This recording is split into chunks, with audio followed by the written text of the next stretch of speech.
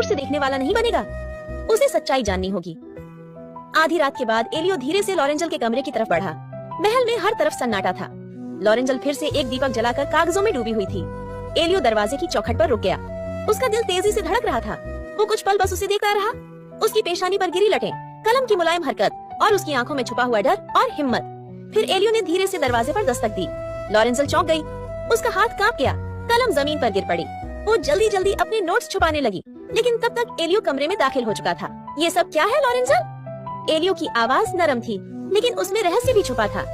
किताबें, नक्शे और ये नोट्स। तुम एक नौकरानी हो या कोई जासूस? लॉरेंजल के होंठ कांपने लगे। उसने नजरें झुका ली। मैं तो बस किताबें पढ़ना पसंद करती हूँ शहजादे। उसने सफाई देने की कोशिश की।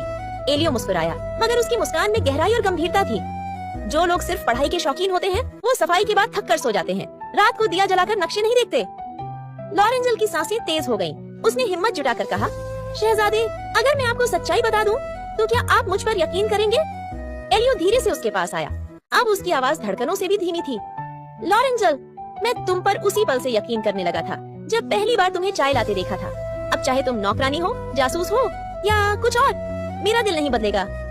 ये सुनकर लॉरेंजल की आंखें नम हो गईं।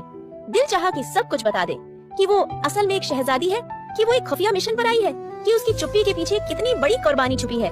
मगर वो जानती थी, वक्त अभी नहीं आया। उसने कांपती आवाज में बस इतना कहा, शहजादे, आप सिर्फ इतना जान लीजिए कि मेरा दिल भी उतना ही भारी है जितना आपका। एलियो ने एक पल के लिए उसकी आंखों में देखा। वहाँ उसे न सिर्फ कोई राज नजर आया, बल्कि मोहब्बत की चमक भी। उस रात दोनों कुछ बोले नहीं, मगर उनकी खामोशी ने उन्हें पहले से ज्यादा करीब कर दिया।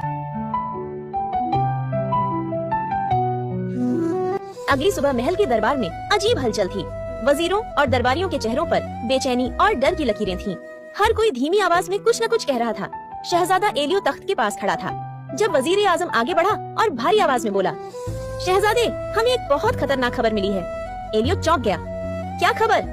वजीर ने गहरी सांस ली और कहा, हमें पता चला है कि दुश्मन देश की शहजादी भेस बदलकर हमारे ही महल में मौजूद है और उसे जासूसी के लिए भेजा गया है। ये सुनते ही दरबार में हलचल मच गई। सब एक दूसरे से सवाल करने लगे, ये कैसे मुमकिन है? वो कहाँ छुपी है? अगर ये सच है तो खतरा बहुत बड़ा है। वजीर ने ऊंची आवाज में कहा, उस शहजादी को तुरंत ढूंढ निकाला जाए, वरना हमारी सल्तनत पर बड़ा संकट आ जाएगा। एलियो की धड़कन जैसे थम सी गई। उसकी नजर अपने आप दरबार के कोने की ओर मुड़ी, जहाँ लॉरेंजल झुकी नजरों के साथ खाने का थाल थामे खड़ी थी। उसके हाथ कांप रहे थे। कुछ पलों के लिए वक्त जैसे रुक गया।